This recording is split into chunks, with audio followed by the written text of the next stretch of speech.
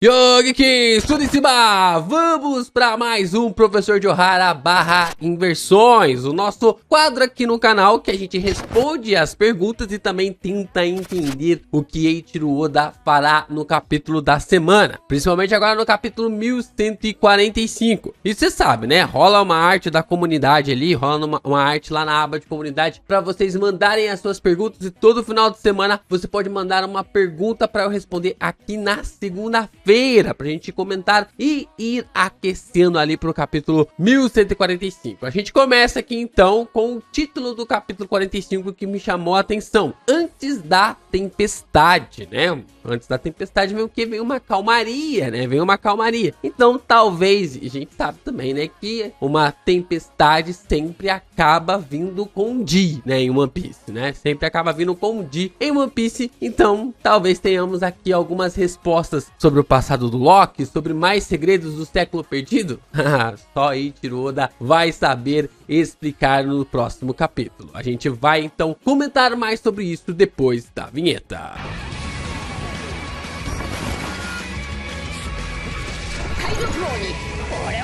Começamos então aqui com o capítulo 45 com o Sanji e também ali o Luffy sabendo que o próprio Zeff, ele era um pirata, né? De que o Zeff, ele era um pirata e que o seu restaurante é o seu tesouro. Nós então temos ali o Luffy querendo que o Sanji entre para o seu bando, né? Para o seu agrupamento de forma ali mais incisiva. E o Sanji até mesmo chama ele de pirralho, né?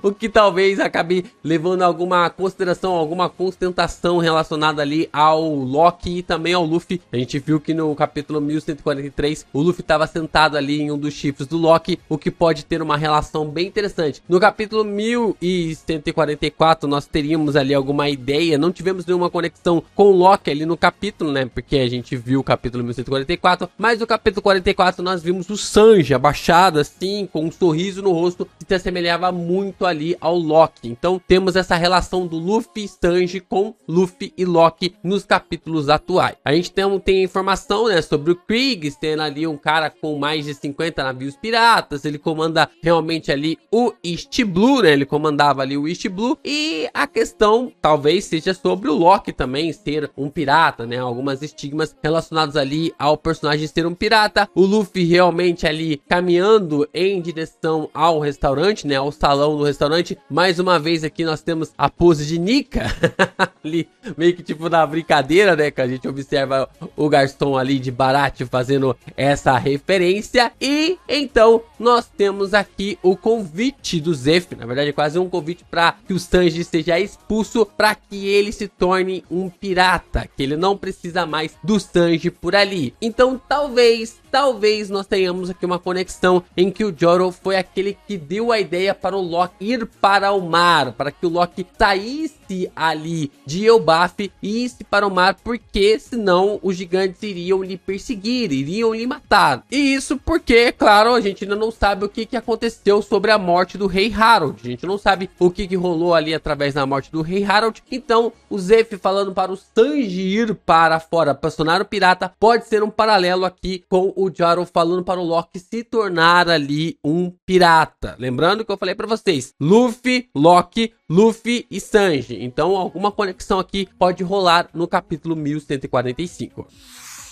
Outra conexão que eu acredito que já rolou nesse vídeo é você deixar seu like, se inscrever aqui no canal e também compartilhá-lo com seus amigos fãs de One Piece. É muito importante você continuar reagindo aos nossos conteúdos para que o YouTube divulgue ainda mais os nossos vídeos pela plataforma. Isso nos ajuda pra caramba a ser ainda mais divulgado. E é claro, você também pode se tornar membro aqui do canal. Você já faz parte da frota, agora vem fazer parte do bando, né? Você pode ficar mais íntimo aqui para a gente comentar, discutir, teorizar, falar ali no nosso grupo do WhatsApp, no Discord, receber os capítulos extras de Queijo Luz. Então, dá essa moral pro canal, reforça aí através de se tornar membro e continue a fortalecer ainda mais os conteúdos do Geek Brasil.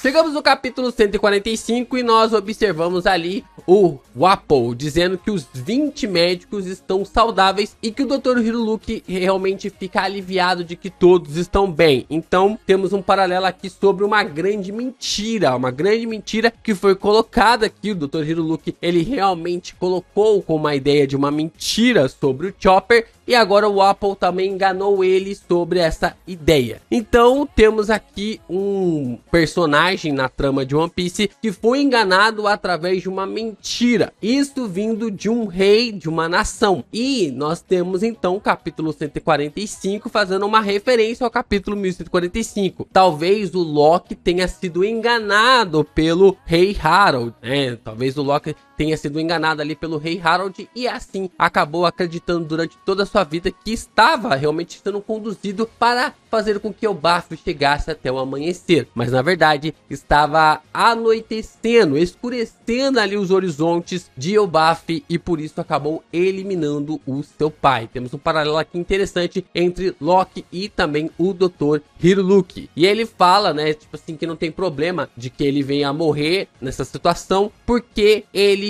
só vai morrer quando as pessoas se esquecerem, né? Se as pessoas se esquecerem dele ali, que é a clássica frase ali do Dr. Hiruluki dizendo que as pessoas só morrem quando elas se esquecem de quem faleceu, né? Então tem essa ideia bem importante também sobre o capítulo. E aí ele fala, né, que é um brinde, né? Vamos fazer um brinde sobre essa ótima vida que eu tive, e ele se explode, né? Acaba se explodindo realmente dessa forma, tentando levar ali essa libertação para o povo de Drum, né? Tentando levar ali a morte dos demais. O que é bem interessante, né? Ver essa explosão do Dr. Hiruluki sobre como pode reforçar a ideia de como o castelo, né? O salão ali de Elbaf, do castelo onde o rei Harold governava Elbaf, estava todo destruído, né? Então, talvez tenhamos realmente um grande combate, uma destruição massiva neste lugar. Talvez por uma destruição, uma explosão, coisa bem interessante podemos ver também, né? Nós então vemos o confronto do Chopper contra o Dalton, né? A gente tem a ideia do Chopper, Hito no Mi, temos ali o Dalton usando ali uma habilidade com chifres e tal, sei lá, será que podemos ligar alguma coisa em relação aqui a Nika versus Loki, né? O Hito no Mi, também um combate ali direto contra o Dalton, os chifres e coisa do tipo. Eu sei que isso é mais viajado aqui, mas foi o que eu tentei ou consegui conectar aqui. E aí nós temos então o Dalton dizendo que não há cura para estupidez, né? De que a nação de Elbaf estava indo para um caminho da estupidez e o Loki quis intervir para acabar com a vida do seu pai, ou até mesmo acabou sendo pego ali para ser levado como grande culpado da situação da morte sobre o seu pai.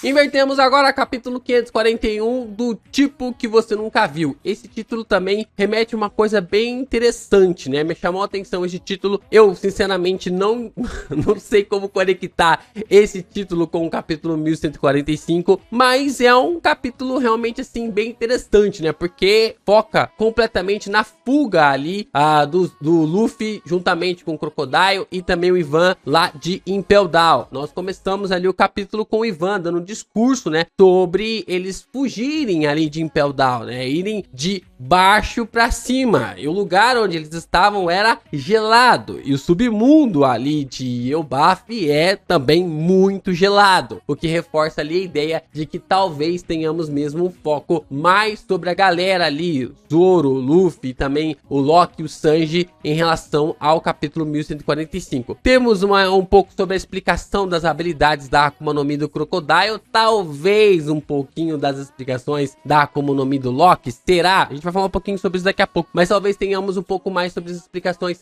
das habilidades do Loki, isto porque nós temos uma chuva de socos do Luffy, pode rolar ali uma chuva de socos do Luffy, o que seria algo interessante de se ver. Vemos o Bug também conduzindo a galera, libertando um monte de pessoas ali, né, um monte de prisioneiros de Impel Down, e nós então observamos o Mr. One, né, o Mr. One aparecendo ali, e ele está sendo libertado dominado pelas correntes de Kairoseki. Eu fico me questionando aqui, com tanta essa galera se libertando de Impel Down, trazendo essa referência pro capítulo 541, será que a última corrente do Loki vai ser solta? Será que a última corrente que está prendendo ali o seu pé vai ser solta? É um bom questionamento, é uma boa ideia pra gente realmente se questionar.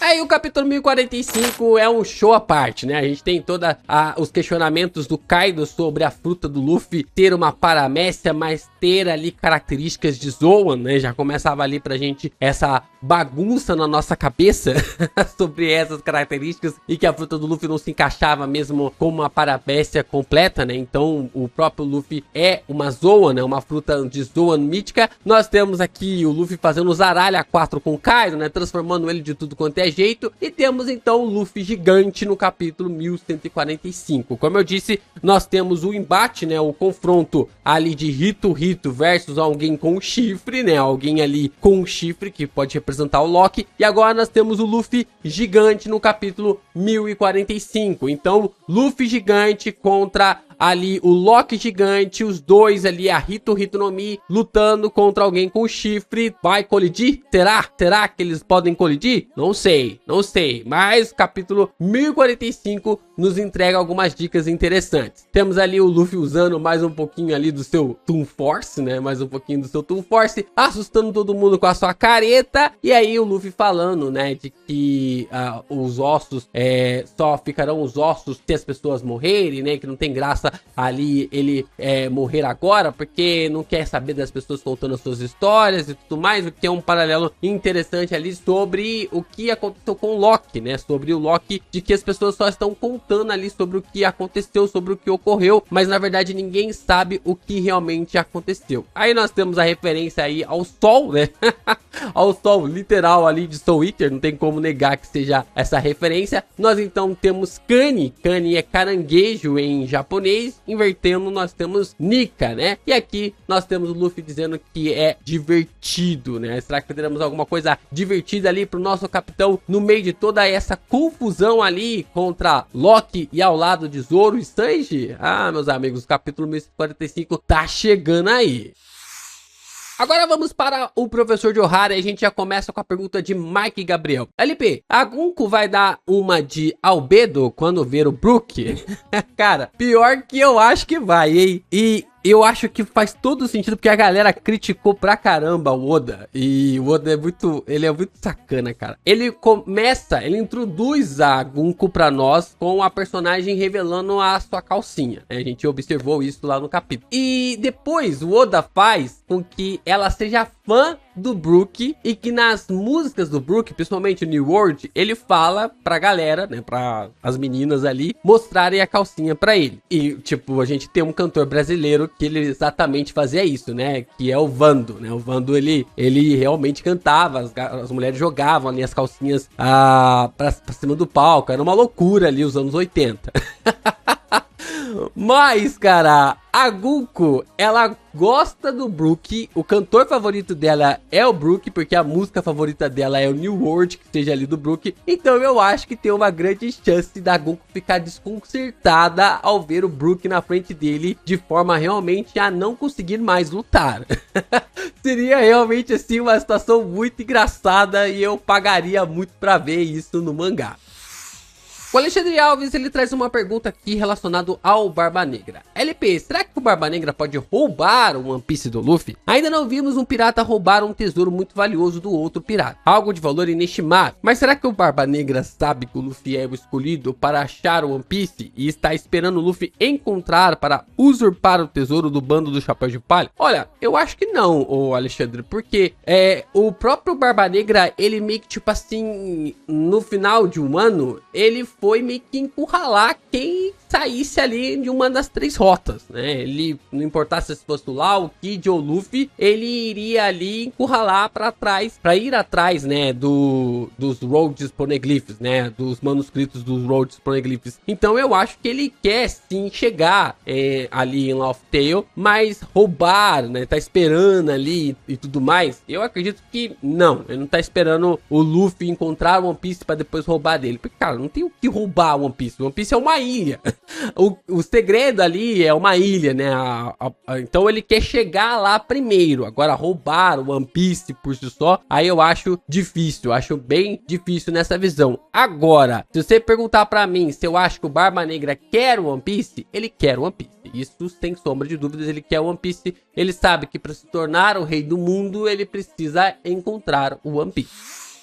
O Diego Ray, ele traz uma pergunta aqui relacionada à mãe do Luffy. Salve, LP! Você acha que a mãe do Luffy pode ter ainda alguma importância na história ou só vai ser ignorada mesmo? Porque acho que o Oda ainda vai precisar dela para fazer uma construção boa para o Dragon e o Luffy se aproximarem. Eu acho que sim, a mãe do Luffy ela é importante para conectar, e eu achei interessante esse ponto seu. Eu acho que é importante a mãe do Luffy conectar o Kaido com o próprio personagem, com o Luffy. Por quê? Se a gente observar lá no flashback do Kuma, a gente consegue ver que o Kuma tava passando ali no tempo e tudo mais, e o Dragon não tinha a marca no rosto, ele não tinha essa marca no rosto. E depois de um certo tempo, depois de um período, ele aparece com essa marca. E antes do Luffy nascer, o Dragon não tinha essa marca no rosto. Depois que o Luffy nasceu, o Dragon passou a ter essa marca no rosto. Aconteceu alguma coisa para que o Dragon fizesse essa marca no rosto, e talvez isso tenha levado à morte da mãe do Luffy, né? Isso tenha levado à morte da mãe do Luffy. Em um dos capítulos ali de Wano, que nós observamos ali a Uta compondo as músicas do filme de One Piece Red, né? Que o Oda acabou desenhando ali sobre os momentos que ela estava se lembrando dos piratas ruivos. Tem um quadro muito interessante de uma mulher que a gente parece que tá vendo aqui, né? Que a gente tá observando aqui na tela. Essa mulher está segurando uma criança de cabelos escuros. Essa mulher não é ali a Rogue, não é ali a mãe do Ace, porque não faz sentido. Não é também ali a mãe da Uta, porque até o cabelo da Uta é diferente. Cara, não é também a mãe do Shanks, porque o cabelo do Shanks também ali é diferenciado. Tem ali um contorno meio diferenciado que o Oda sempre desenha para representar os ruivos. E a visão, a figura aqui pra mim é só a mãe do Luffy, né? Ali só pode ser a mãe do Luffy. Então talvez a mãe do Luffy tenha morrido durante esse período que o Dragon ficou sem ver Kuma, né? O Kuma foi ali para o reino de Sorbet para cuidar ali da Bonnie e tudo mais. A gente não teve contato muito com o Dragon. E nesse período que o Dragon acabou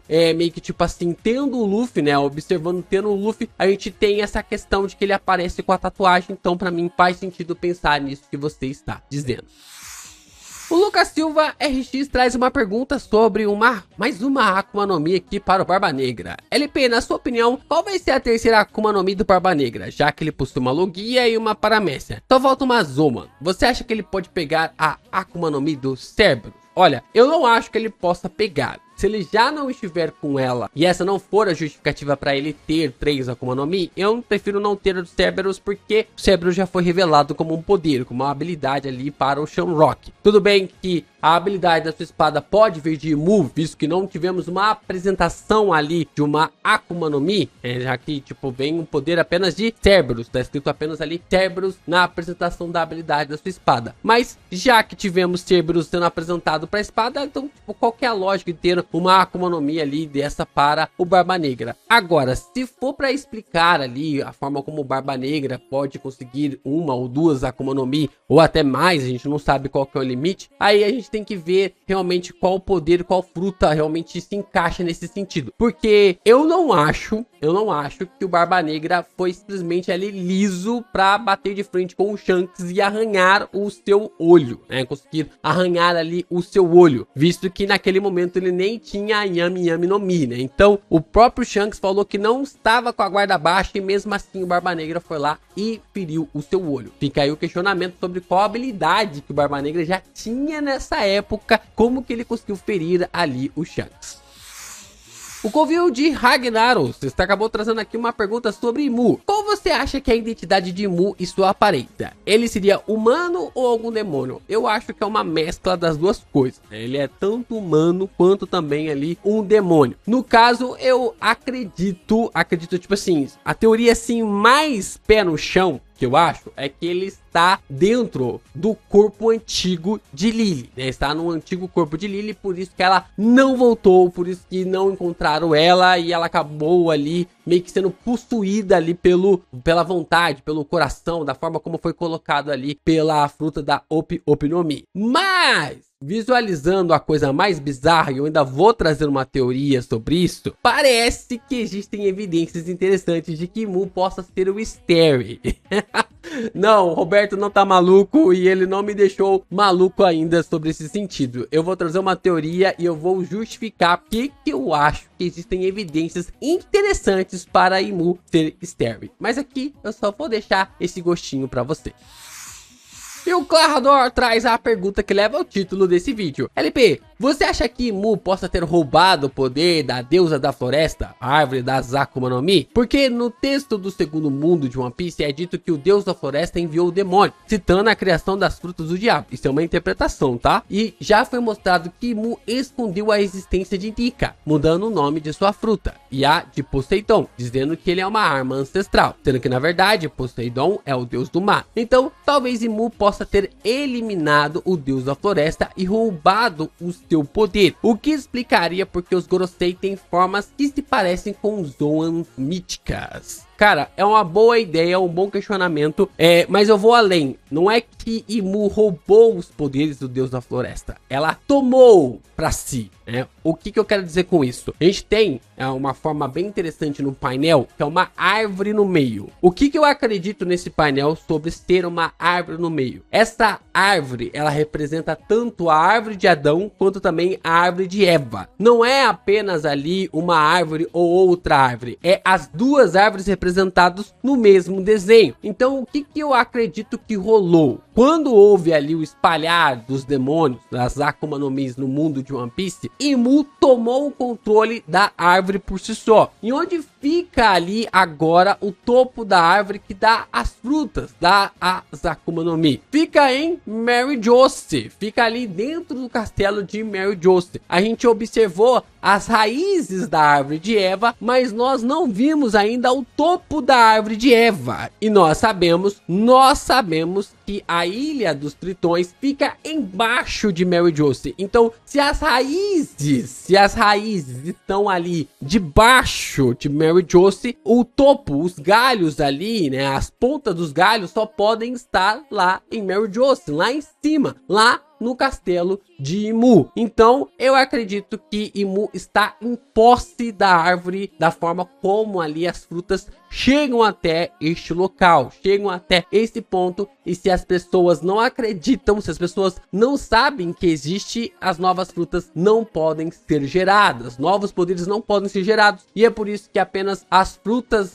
atuais estão surgindo ou aparecendo, ou até mesmo frutas novas que surgem, né, talvez ali frutas novas que surgem, acabam vindo apenas pelo governo mundial, através ali de Imu, que disponibiliza ali para o governo mundial, ou até mesmo para a marinha. Então essa é a minha visão. Não é que Imu tomou o poder para si e agora ela pode criar, gerar novas Akuma no Mi. Eu acho que ela pegou a árvore de Eva para si, e a árvore de Eva que é esse deus da floresta, que acabou dando ali as habilidades para as pessoas. Não sei se vocês concordam, não sei se vocês curtem, mas pelo menos essa é a minha interpretação sobre como Imu conseguiu manter sobre o seu poder ali durante todo esse tempo as habilidades de Akuma no Mi. Deixa aqui nos comentários o que vocês acharam aí sobre essas inversões, sobre esse professor de Ohara, que tem muita coisa interessante pra gente discutir ainda até a chegada do 1145.